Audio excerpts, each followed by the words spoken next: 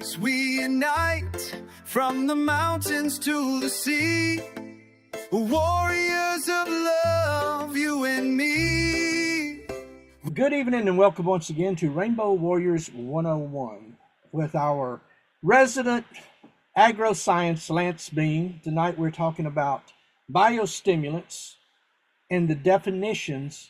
So first I want to start this off with a prayer. We're offering up some sage, sweetgrass, and a little Cherokee tobacco here. Creator, we come before you this day, giving thanks for another day and for the rain that we badly needed. And we call on Brother Eagle to give us sight, that we've gained this wisdom that we need tonight to help us be better with our gardens and what we do. And to Brother Wolf, that we were able to walk this earth and be of no harm, but to be strong in our path. And to Bear, keeping us all together, Rainbow Warriors as one, as family, that we work together, that this become a global institution. And to Buffalo, for all things spiritual, that we may keep our sight always on Creator and the will of Creator. With that, we give thanks. All right, Michelle sends her love. We were just chatting with Lance a while ago. She is now back home, very tired, and a lot of catching up to do. So she sends her love, and we'll be back in here again next week. Before we start digging into this, I want to commend Kennedy and what he's doing, working to help clean up our foods. We have over 4,000 pesticides and other things that are used on our vegetables that you go buy in your grocery store that's outlawed in other countries. I think some countries that most is about 400, but we have over 4,000. Your organic food that you go buy in your produce. A lot of people see the misters in the produce section and they think, oh, that's just water keeping it fresh. That water is infused with chemical. That's right, infused with chemical so that it keeps it, quote, fresher, longer, keeps out pesticides. You know, those little pesky things that run behind the counters and stuff in the grocery store. It's scary. So that's brings the significance of what we're doing here so that we can get back to nature. We can get back to which our ancestors taught us. And with people like Lance here, we're able to have a better understanding of what they knew now with scientific data to back what we're doing. So with that, Brother Lance, I appreciate you being here, and I'm going to turn it over to you, and you can take the lead, brother.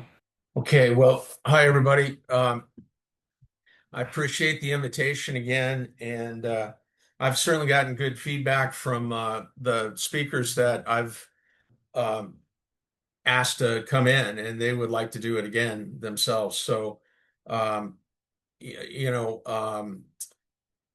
we had 3 different speakers here in the past, and all of them, Harley was the last one. We had Don Ford, who is a real expert on humic fulvics and a number of different things outside of the pesticide realm and more in the fertilizer and adjuvant, what we would call something adjunct to fertilizers to enhance them. So we've had a lot of discussions on everything from chemistry to what these products can do to help us grow crops more safely, if you want to put it that way. I think there's still a ways to go, but I want to say that a lot of the products that we've been working on in these last 25 years have really come to fruition simply because they've been looked at long enough that they've finally started to be accepted by mainstream. And now that the pesticide resistance is occurring, I really am not against pesticides. I want to say that again. I'm against the ones that wind up in babies' food, that winds up in our dog's diet. I'm against the products that have a tolerance that's been established to the point where it seems like we can't do without this pesticide like glyphosate or something like that. And we just really need to readjust to the reality that these pesticides that we developed have been so persistent in the environment. Not all of them, 99% of them haven't. 99% of them have actually helped us grow food, have helped us, with malaria in the early days with DDT. But in each case, unfortunately, they're persistent. That gets into the environment, that gets into the young and the old. And we just need to take a break right now and start focusing more on the natural plant extracts, microbes that are in our native soils, that are in our native plants, and focus on the chemistry from those plants. I mean, honestly, some of the most deadly compounds come from plants. So don't get me wrong. But we have such strong science now to make the kind of chemistry that we've been making. We need to go back and get ourselves a whole new plate full of natural plant extracts that we can actually use that would have the potency, or at least come to 75 to 80% of the potency of some of the pesticides and things we've been using. And this is what I've been discovering in the last 25 years. There's many that have been in the medicine tradition of the Indian nations.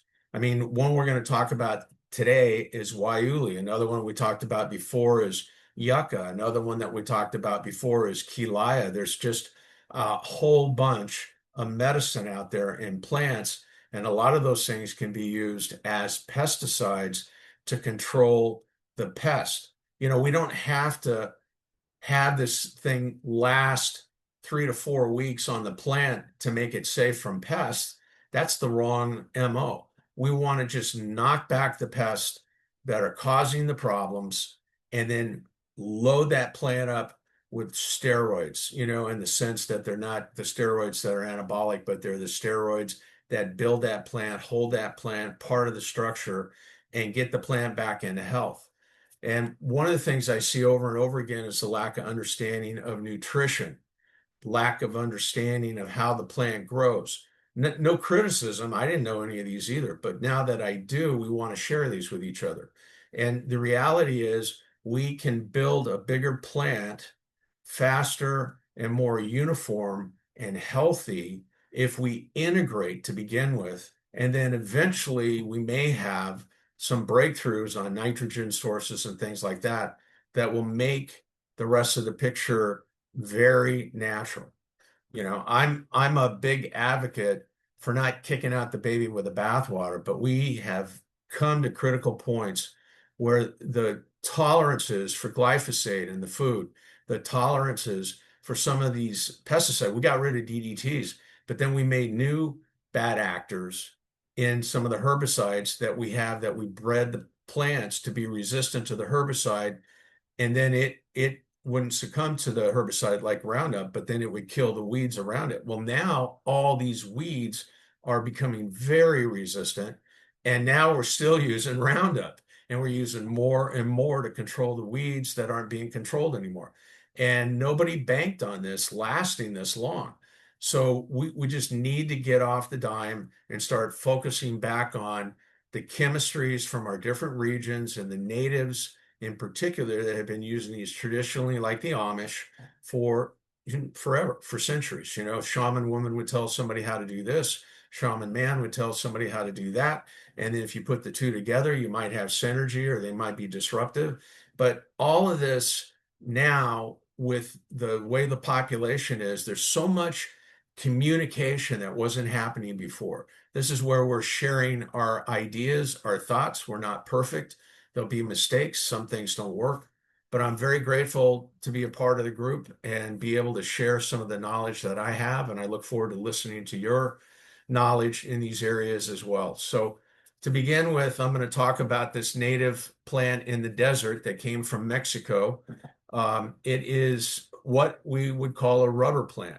There's about 2,000 different plants around the world that leak, or when they're cut, they have that milky substance like purslane, or like certain weeds, or like figs, or like papaya. When they cut and might have mentioned this, but it bears repeating.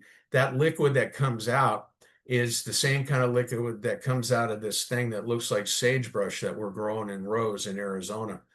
And it's called Waiuli, and it comes from Mexico originally. And the Aztecs used to use it for all kinds of things. You know, that game where they would hit with their arm and that little rubber ball, that's not made out of the rubber tree out of Malaysia. That's made out of this thing that looks like sagebrush. We cut the tops up, we juice it a little bit. It leaks out this milky white liquid before it hardens. We can mold it into latex, or we can let it harden and become rubber. And I think I might have mentioned also that the rubber that all tires have to have some natural rubber. Sure, you can make synthetic rubber, but the natural rubber or the latex can only hold together by these what we call tendrils. So a lot of the palm of my hand could be synthetic rubber, but it has to be held together by natural rubber. So there's up to 35% natural rubber in all of our road tires. On all the big Caterpillar tires or big airplane tires, they have to be 100% natural rubber. And that mostly is coming from Malaysia, Indonesia, places like that, in some places in South America. And there's not enough acreage, there's not enough rubber. And so we started growing this in Arizona for a particular reason, for non-allergenic rubber, because the latex that's made from the Hevea plant, the rubber tree plant, it is about 16% of the world population is allergic. It turns out that this old sagebrush thing we got here, turns out the rubber that we get out of this and the latex we get out of it, nobody's allergic to it. So think about the fact that there's 16% of the world that can't wear latex gloves or catheters if it was all made out of the rubber tree. So with that said, that's why we started this business about 10 years ago. I was working with a group. This was not that popular back then, but when AIDS came in and nurses were having to wear latex gloves 24/7, they found out who and who didn't know that they were allergic to the rubber tree latex. And a lot of them were having anaphylactic shock or dying. So this suddenly became an emergency. And they got some emergency money, and George Kaiser put some money into it. And we started growing this plant. And this is the one that you'll find in the rubber boots and the wetsuits at Patagonia, or in the latex gloves now in the hospitals, or catheters or condoms or anything that's rubber or latex. So turns out that this plant also has a lot of properties that has resistance to insects and resistance to fungal diseases and resistance to nematodes. And the reason is the latex is part of the defense system for the plant that's chewed on by an insect or by a nematode or by a disease. And that latex is what we call protein that is now turned into protease. So there's an enzyme once the plant is chewed on that releases the protein latex that's inside the plant to become an enzyme that then dissolves the insect or the fungal disease or the nematode. And that's where I came in. I've been in the research business for going on 45 years, if not more, and half of that was in synthetic chemistry. I wanted to get out of that. I started a research business with natural organic products, and one of them I talked about a few weeks ago on yucca and on the key laya.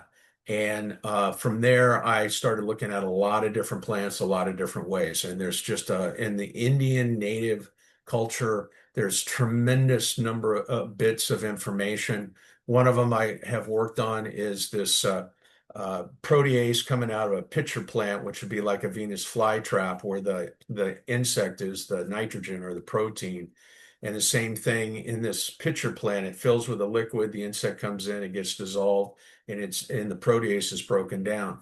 So what we've been finding with this plant is that it has these characteristics that to protect itself once it's chewed on, it leaks that latex, and that latex then starts dissolving the young of the insects, the larval stage, or dissolving the virus, or dissolving the bacterium, or dissolving other things that are susceptible in different categories.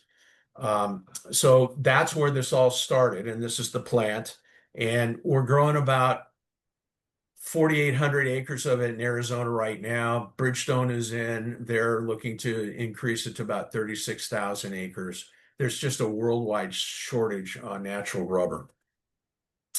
I've kind of discussed this where it started. For every acre that we harvest, we get about 4.5 tons of the tops. It takes about 3 years to grow the plant, so it has the roots established, and then the tops, this sagebrush looking plant that we're growing in rows here, it takes about 3 years to get that to that level. In that level, we'll grind up the tops and excrete out this latex, and it also has a high amount of resin.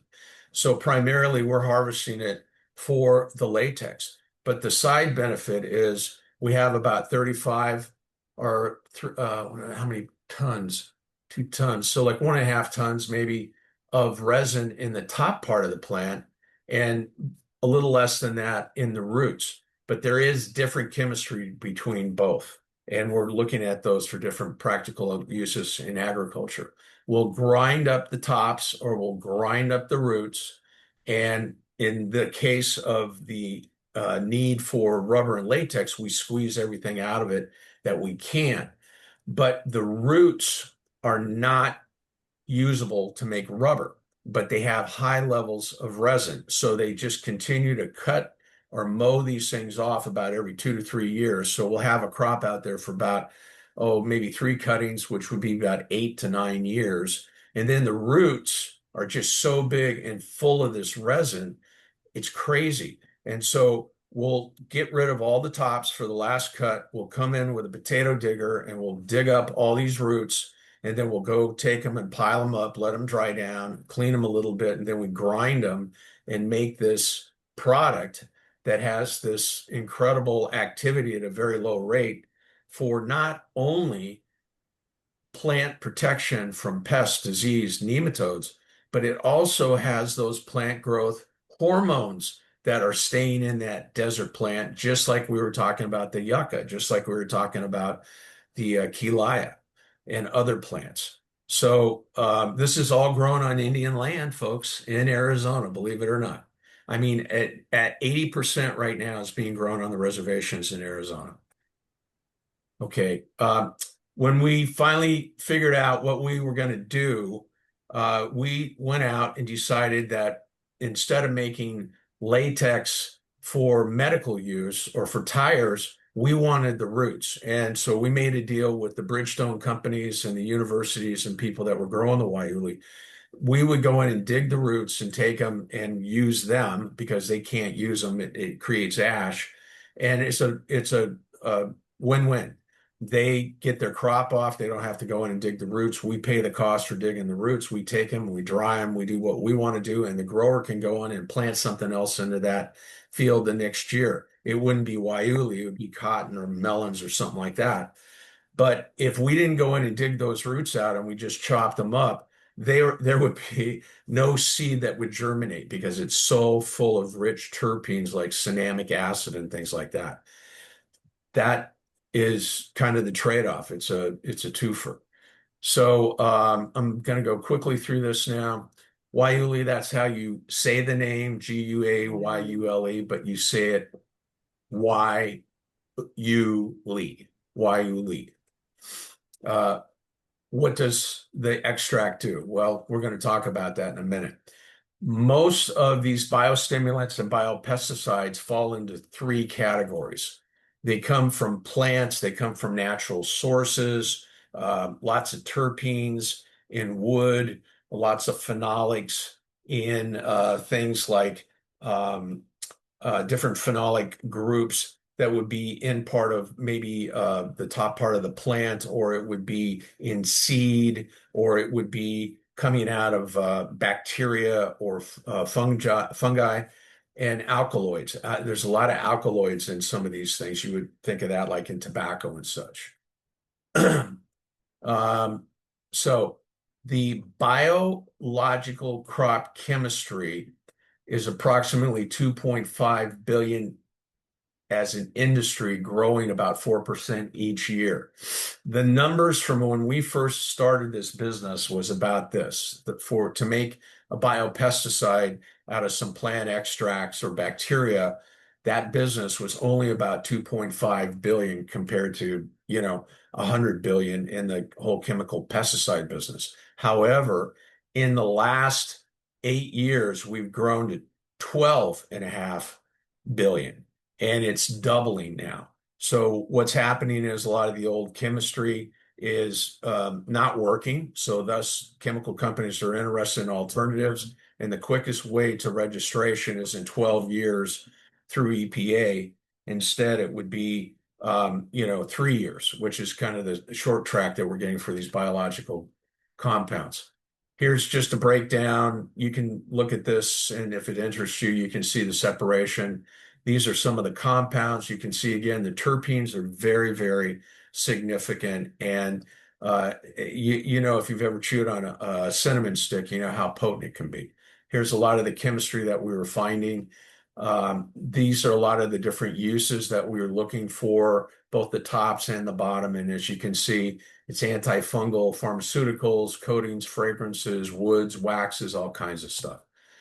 What we've learned to do is on termites, and some of you in the South are familiar with Formosan termite, or if you're living abroad in tropical countries, it's a devastating termite, but all termites are if they get under your wood and start eating through the foundation of your buildings. But one of the things that we found with this product was if you take the sawdust or you take the shavings and make what we call CDX, with just the Waiuli over pine even, that the termites cannot eat through it. They consume the protease, it dissolves their gut, they stop feeding, and they die.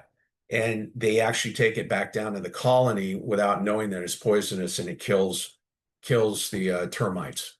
So that's another thing. Another thing I found fascinating is because the bees that forage, that feed and go pick pollen and stuff like that, they don't come in contact with us.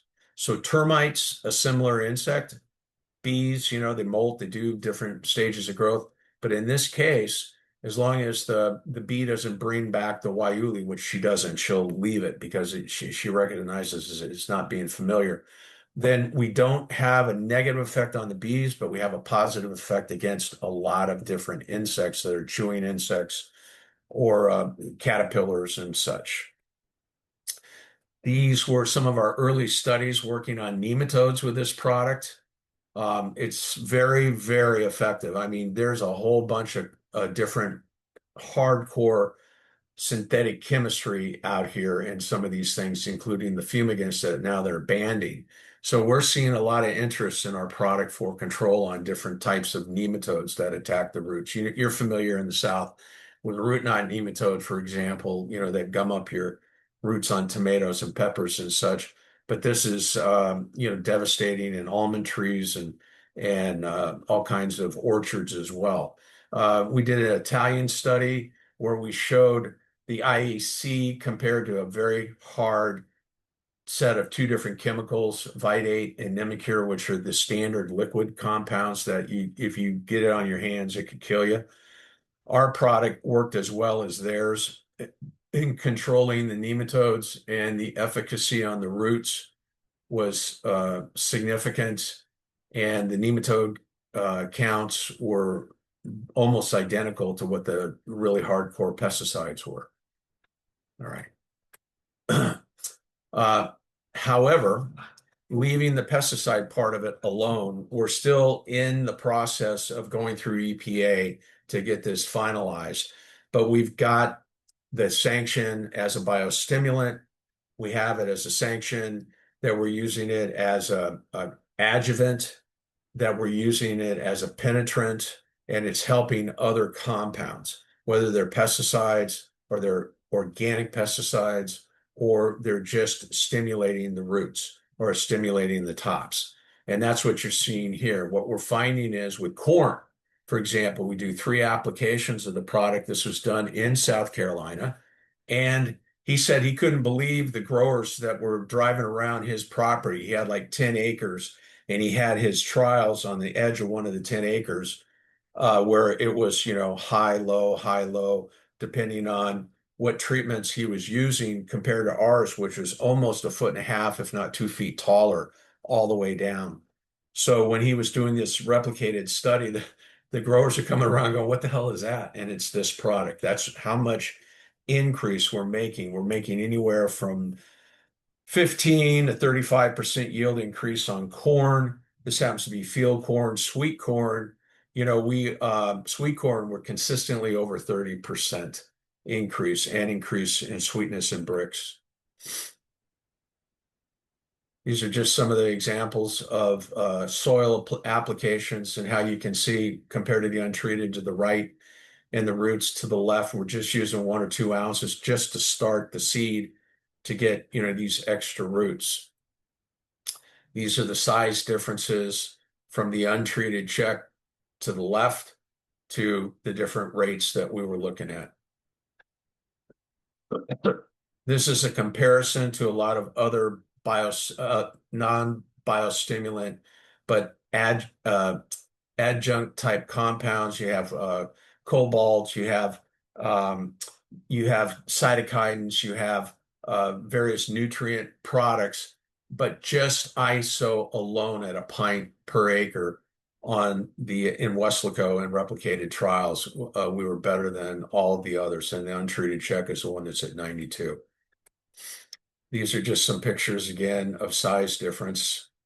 So if you're growing corn or sweet corn, you might want to get yourself a little small bottle, as Z and I have been talking about. We're really close on the business being online and the whole bit, but you still got a couple of weeks to go. This is a trial on carrots. If you're growing carrots, this is an easy one. If you plant the seed and you put this rate out that we call 1 pint, or it'd be 16 ounces per acre, that's a very small amount, and I can get you the calculations. If you have a 10 by 10 grow of carrots, I can tell you how to dilute it just with an eyedropper into your sprinkler can, and you'll get these results. These are very large carrots. They're the ones grown over in Salinas for soup and for juice. So they're a lot bigger than, your bunny love carrots. They're a little bit closer to looking like turnips than carrots, but they're orange. And the other thing that we learned was that we were increasing the yield by over 50%. And it's not because of the size alone. It's because all the seed that was put out, we have a fungal disease called Pythium, and it's a water mold. And a lot of you will plant seed, and then all of a sudden the top will wither very quickly. And if you pull up the root, you'll see it's black. And if you pull it slowly, you'll pull off this black skin, and that's called a water mold. It's Pythium, or it's Phytophthora, and we control that. So we were getting, yield increases of 20 to 30%, but the big kicker was that we were taking out the disease that was knocking out a lot of the carrots. So we had 2 different locations of 50% and 43%. So it's very consistent.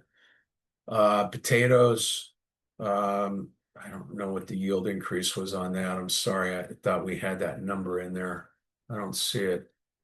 But anyways, there was a significance in yield as far as the guys growing organic potatoes. This is in Eloy in Arizona, kind of where we're growing the Waiuli. And the grower has what's called West Coast turf. His turf goes to the Super Bowl every year. And he was a partner of ours. He was on our board, really nice guy. And we were growing Waiuli on his property in rotation. And we had a significant yield increase from over the cuttings, for the they go in and they cut the turf and give us I'm sorry, this was hay in this case, but it was on West Coast turf property. So on the hay, on the alfalfa, they had a yield increase. they also had a yield increase on peppers. This one had Texas root rot, and that's phytophthora. It's similar to the Pythium. So we're controlling the water molds anyways. These are the yields that they had on their turf, on their alfalfa, I'm sorry. I want to show you that the new product that we made is a combination of a fulvic and of our IAC product, and we have registrations in all of these states. And we just got OMRI approval. We'd had it years ago, but we gave it up. OMRI approval is the good housekeeping seal of approval to verify that the products that we make are 100% organic. Our process is 100% organic. So you can see it's most of the states. It's about 40 of them. This is sweet corn. These are the high yield increases that we had in California, if I'm not mistaken. Yeah, out in Northern California, out in the Delta area. This is organic sweet corn up in Northern California. And again, we're getting a nice yield increase on the organic sweet corn.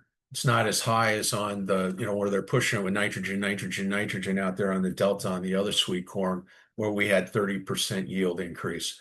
But you can see on its own, without all that nitrate nitrogen, we're still getting about a 10% yield increase.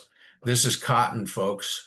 Those are the roots of the cotton plants that were treated in these strips that we did and replicated and had them went out and collected with a crew out of my research team, and they just went out. I had them go out and go walk, 50 feet out, go 5 rows over and just plant yourself there and pull out 10 of the plants in a row. And that's the way they did it. It's random. And that's the difference you can see. 1 pint times 2 applications to the roots. And you can just see how impressive this thing is at bulking things up. It's not a steroid, but it sure looks like one. I think here's your pictures again from that other study. This is a zucchini study. We got a 13% yield increase over the pick over the period of time. So anybody growing a zucchini or cucumbers, it's a very good product to work with. These are commercial hot peppers, jalapenos, down in Maricopa. I'm going to show you some data coming out of, or maybe I have already, some stuff coming out of South Carolina and over on the East Coast in a little bit. But here's the jalapeno study that we had. Look at that. If we do it 1 time at 1 pint during irrigation compared to the untreated check, we get all of 7% increase. But if you do that twice, you come in with a foliar application after you do that first irrigation. That's where the kicker comes in on these pepper plants. We tend to actually almost double the number of cells in the stems and the leaves.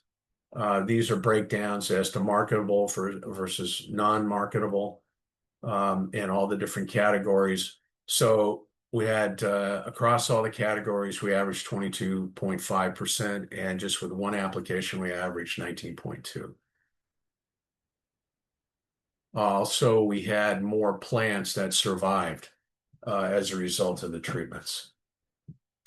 These are, if you're into flowers, these are treated 4 days earlier once. So these are those, regular bedding plants that you'll get at a Home Depot or a Lowe's or someplace, and put them in the pots, treated them, and this is what we got 4 days. 4 days later. So we bust, the buds are there. So we pop the buds pretty fast and pretty uniform. This is out in front of my house. Looks like obviously before they finished painting the part of it, I see it's gray still there. That was when we moved in. But the guy I bought this house from had shrubs here, and I went ahead and I put this out at a application rate in 100 gallons of water. So it's like a 2% solution. When we say it's iso extract, that means it's a 10% solution that we have in the jug. So 10% of it in the jug is the extract or the cream, and then the rest of it's water. So when you use it, it's easy to spray out. But you can see how just, with this one application, we flushed what this is the untreated compared. So I have a walkway. You can see that up to the door. And on one side to the right were the ones that were treated, and that's how quick that went. Okay.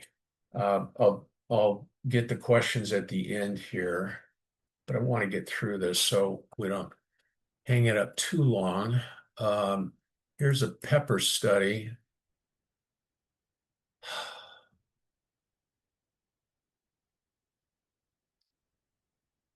Okay. Let's see. I'm gonna have to pull this down. Let me see if I can get these out of the way for myself. Okay, I think this is a PDF. So this is this was the commercial. I'm sorry, this was the commercial peppers that I was showing you. We did both a spring and a fall. The last one is sugarcane. And this is a big study that we did. Anybody growing sugarcane or corn, you can see in general the okay, there you go. So we had a pre-harvest cane evaluation. This was done by a researcher that used to be at Texas A&M. He has his own business in Weslaco, Texas, which is down by it's way down there in the southern part next to McAllen. Anyways, the ISO 313 is basically we have some organic fertilizer. We have soy. We have some phosphorus coming off of the what else do we have in there? We had soy and we had something with the phosphorus in it that made it organic. And then we had potassium sulfate. You got to be careful with these formulations if you're going to be organic. We need some fertilizer. And I think what it was, let me think about this for a minute. I think it was fish. Yeah, it was fish. So when they use fish, they use phosphorus and they allow that to be called organic. So that's where that comes from. So we had 1% soy and we had 2% fish. So that formulation is not just the IEC by itself, but it has some of that nutrition compared to the untreated check. So we had 12% increase at 8 ounces. We had 12 ounces with 16%, and then it kind of tipped backwards. As you start going too high, it can actually go even further backwards. But that's the length of the sugar cane. This is the diameter. The real take home is that we increased the sugar in sugar cane by 18% at 8 ounces, 24% at 12 ounces, and 27% at 9 or 28% at the 16 ounces. Okay. I just wanted to share with you today the progress that I've seen in working with companies that have natural products. We're just a company that has luck of the draw working with one particular plant, the Waiuli.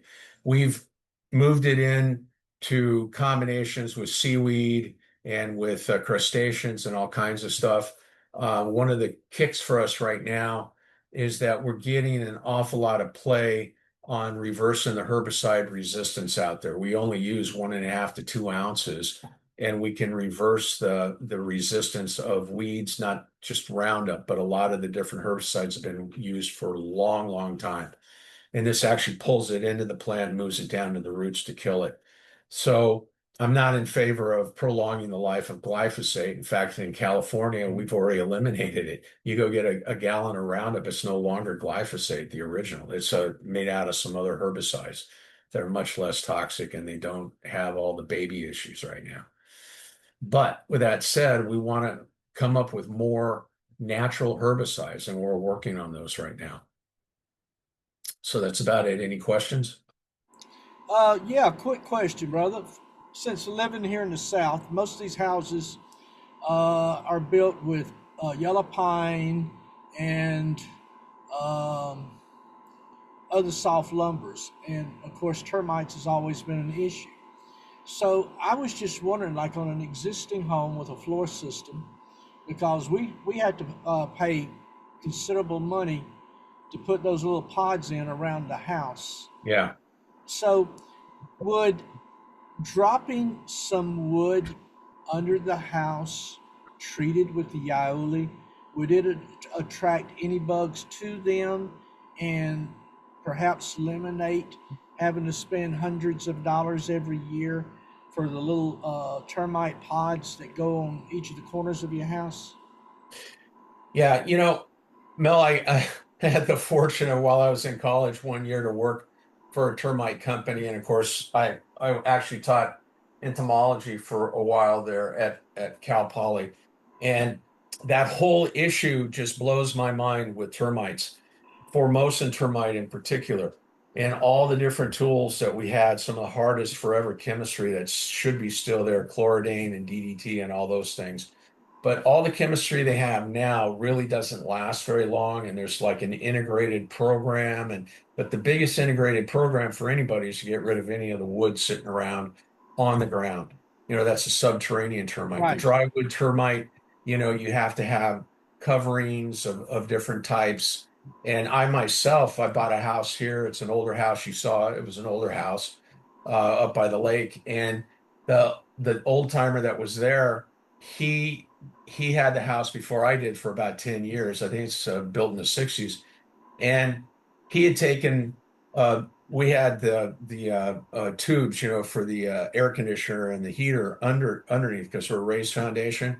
He went and took pine and put it to hold up the thing so it wouldn't collapse and it would get good flow. And when when we were buying the house, he went on, the termite inspector went under there and he goes, "Holy crap, this guy put the wood in the soil under here, and that's where all the termites are." And they were coming up in the side wall that we had. So he had to take care of that. Now that we're gutting out our other bathroom after 20 years, it's got termite damage on it all over the place. And I asked the neighbor, how did he, I mean, how did he get rid of that? And he goes, he had old DDT and he had it there. So believe it or not, I mean, that product lasts so long. We don't have that. We don't have any of these products that we used to have. So why I find it fascinating is there's a USDA researcher out of where our facility is in Maricopa that did a study in Louisiana with the Forest Service. And what they did was they took CDX and they took full Waiuli sheets. So they made sheets of plywood out of Waiuli. They made it out of pine, and then they cut the all the shavings and they made CDX covering, like if it was on pine. And if you had this much that was the Waiuli shaving on here, and you had the other part was pine of some kind, so they had that patchwork on there. They put these in up straight up in the soil where they had Formosan termite, and the Formosan termite would not touch the plywood that was made out of Waiuli. But I don't think we can make enough Waiuli to supply everybody because it's just not enough wood like pine. But the CDX, wherever the CDX sheets of shavings of the Waiuli were on there, the termites didn't go through it and they bored right through the wood in the pine side where they had the shavings, where, it's mixed 50-50. And the pine just took it out, within months. So this was a study that went on for 70 months. That's over 5 years, right? Yeah, it's like 6 years. And those are documented. So yes, I think there's a great opportunity for this product. I mean, the best one I could think of is to take the latex and the liquid, put them together and coat the wood. And I was working with a wood treatment plant because they can only use copper. They used to use formaldehyde and stuff. They can't do that anymore. So we at least have a touchstone that says that we control termites, definitely, but also that it's in the real world, that it was buried out in fields, and they just measured, how long it took for the termites to actually, beat the thing up. If it's straight pine, it was gone. If it was 50-50, it was only the pine portion. And if it was by itself, it lasted 6 years in the ground. So, we'll see what we can do. Okay.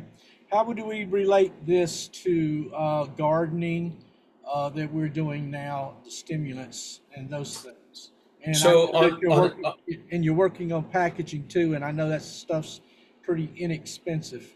So yeah. Yeah. In fact, we already Desert King and I remain in agreement that we're making the small bottles. They can't make it smaller than a quart right now, but though that will be a combination of the yucca and the uh, Kilaya. So it's called Grow Active, and that's going to be available. I'll talk to Z about this. Anybody else that's interested. And then for ours, we're already packaging in pint size containers. We can do quarts and pints, and I think that's the way it's going to go. So in fact, tomorrow I'm meeting again for the last time with our guy in the Philippines with a call center, and he's got a whole bunch of PowerPoints and stuff put together. So I think, we're going to be going forward so we can offer some of those products to you.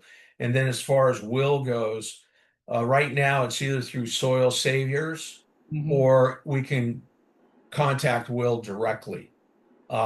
What we plan to do at our facility in Arizona is combine the archaea, the Mighty Mouse titanium critter, like the bacteria that's such a big deal, and work a program with that. And I'll tell you why.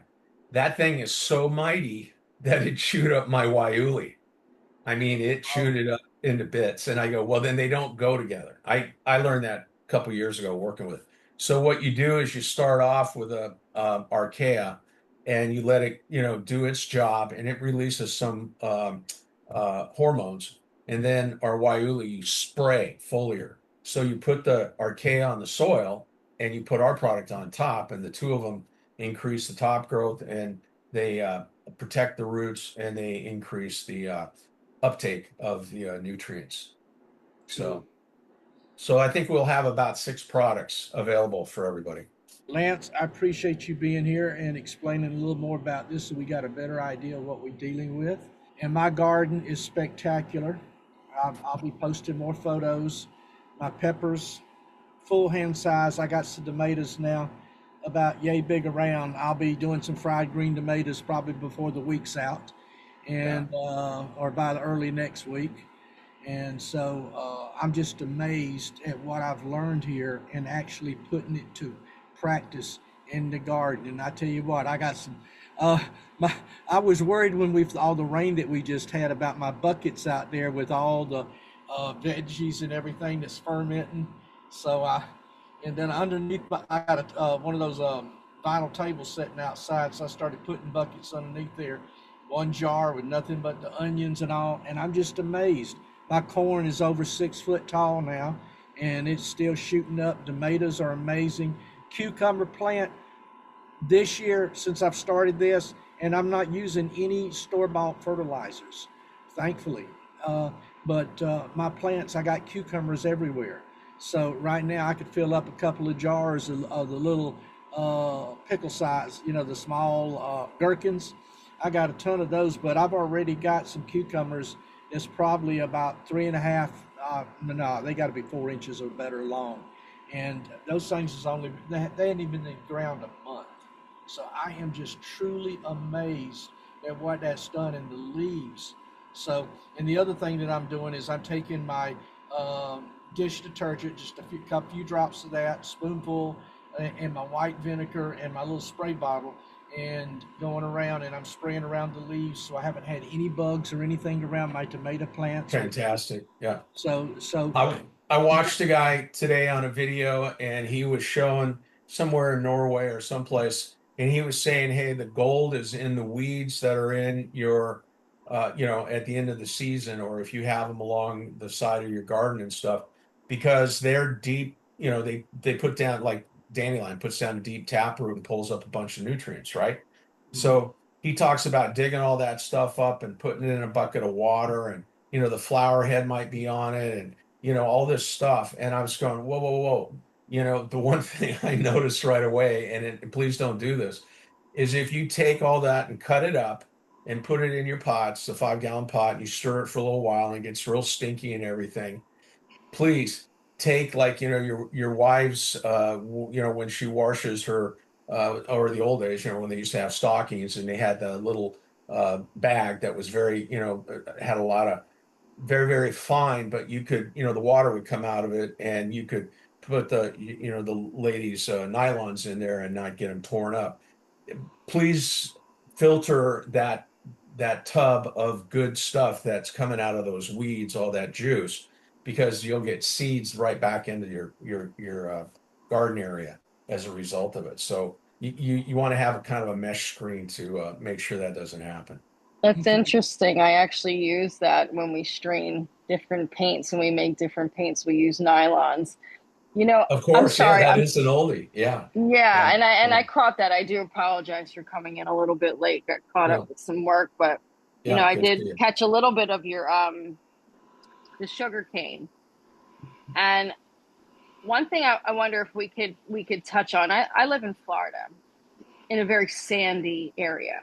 Yeah, So I'll get things really going, and the heat hits a certain point where it fries it, like no yeah, matter what. So I'm trying to, there's certain plants that can tolerate this. And now with the weather manipulation, we've got end of July weather, Florida end of July weather happening at the end of May, and it's yeah, only going to get hotter. So yeah. I wonder if there's anything I can do to create soil that, you know what I mean? Because I not only have that heat, I've got a sandy area.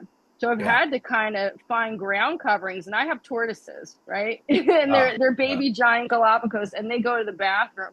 Thank goodness that spirit brought them to me, because it's actually helped. So I'm just trying to figure out if there's some kind of way I can create a topsoil that helps with this damage control when it comes to So, the sun or well, these kind of climates. one of the things you could do is use either the Desert King products or my product or Will's product to increase the number of roots to begin with.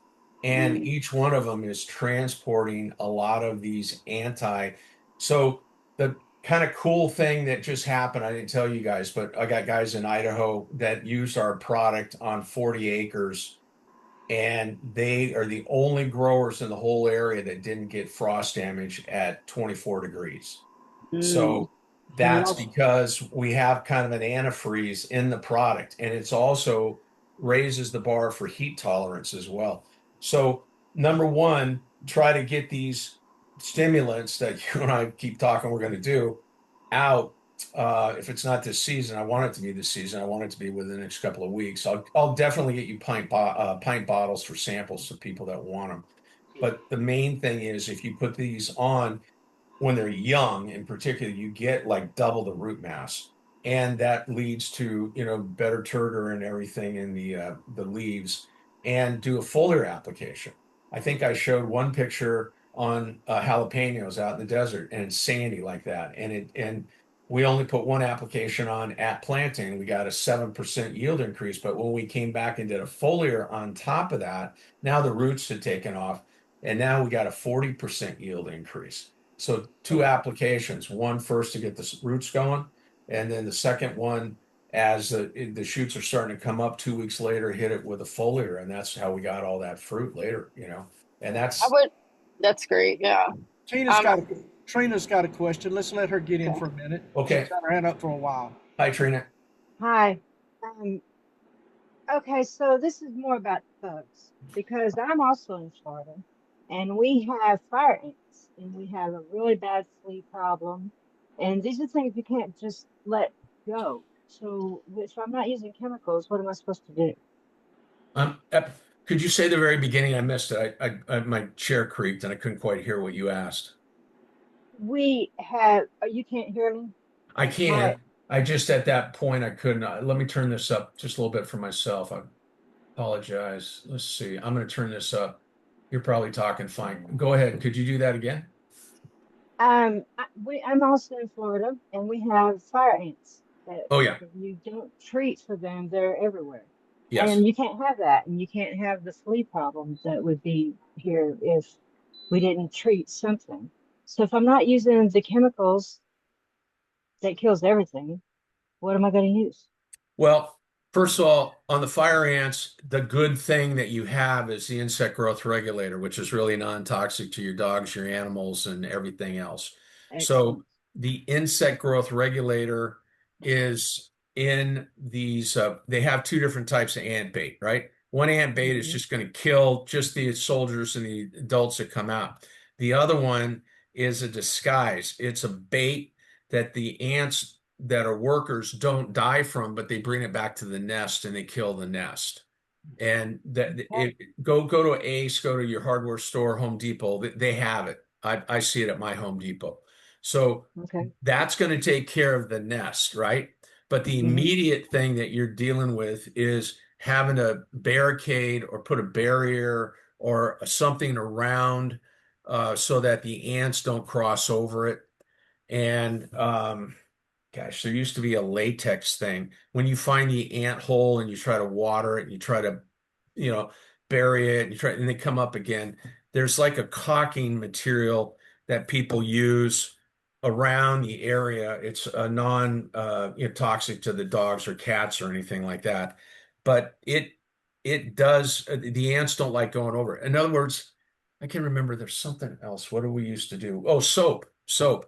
If you've ever tried this if you take a bar of soap, okay, so the ant, every time it moves, to make a trail following each other, they have formic acid in their rear end. They have two things. They got formic acid to spray or to fight, and they have formic acid and acetic acid, which is their ant trail to smell the ant in front of them and to follow the trail back out to where the food is. If you find out where they're at and you put some boards up, you can take a bar of soap, just an old bar of soap, whatever it is, and run a thickness of double crossing. So it'd be about as thick as my index finger and my thumb. They won't go over that because they can't smell themselves as they're following the trail after they go through that. So that's one other way to do it around your home is to Okay. put some wood down around wherever they are and run these streaks across. And of course, if you're watering, then it's going to wash off, but it does Right. form a barrier and it works. It works for me here at our house, to be honest with you. So Okay. yeah. That's So good information. yeah, I hope that helps. Okay. All right, Linda. Lance, thank you so much for all of your information. It's fascinating. And Sure. I Thank you. wonder, are you familiar with radionics? Have you ever used Yeah. radionics in agriculture? Well, we've used a lot of things as far as like noises, like for everything from bats to flying insects, and lights up in orchards that the wavelength that they follow the moths follow in and stuff like that. But radionics, I'm trying to think. Um, I worked with static electricity on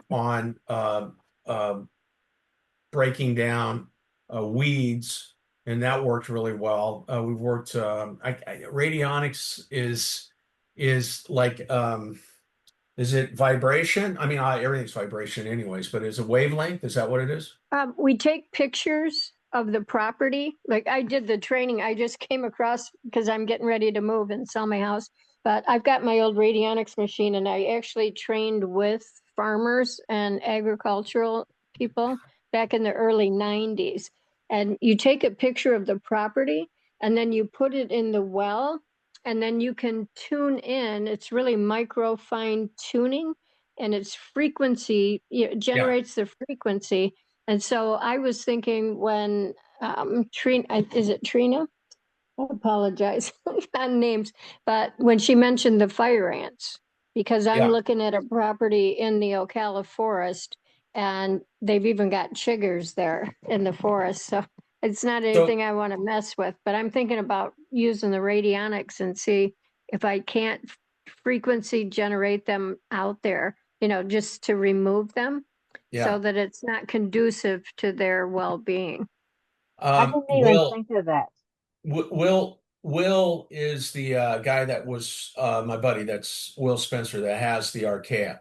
He uses Okay. radionics. That's where I heard it. So he Oh, uses okay. radionics himself on people and on different situations for frequency. So yeah, I don't know that much about it, but I Mm-hmm. believe it because everything's a vibration. There's Right. yeah. So I don't understand how you can take a picture of something and use the instrumentation to get information from it, but I know it's possible.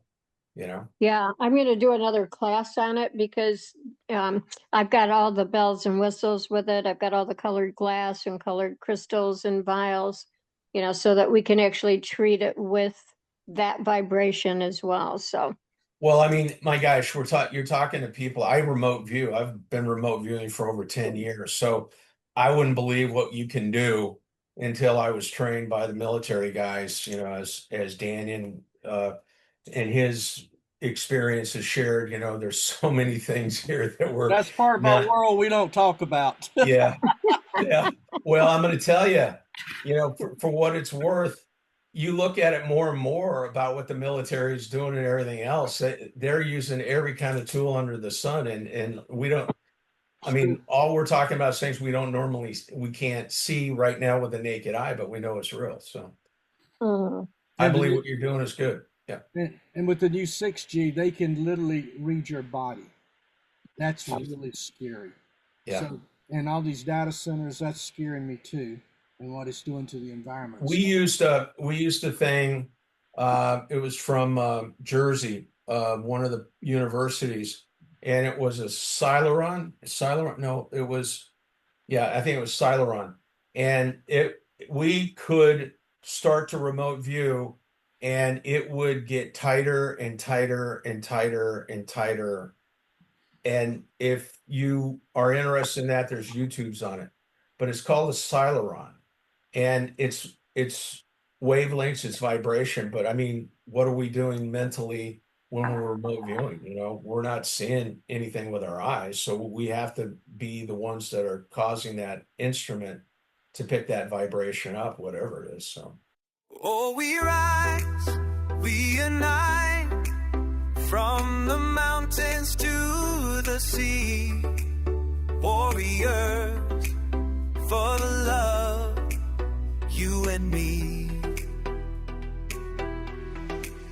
We are the new tribe of the earth, connecting our spirits, remembering our worth.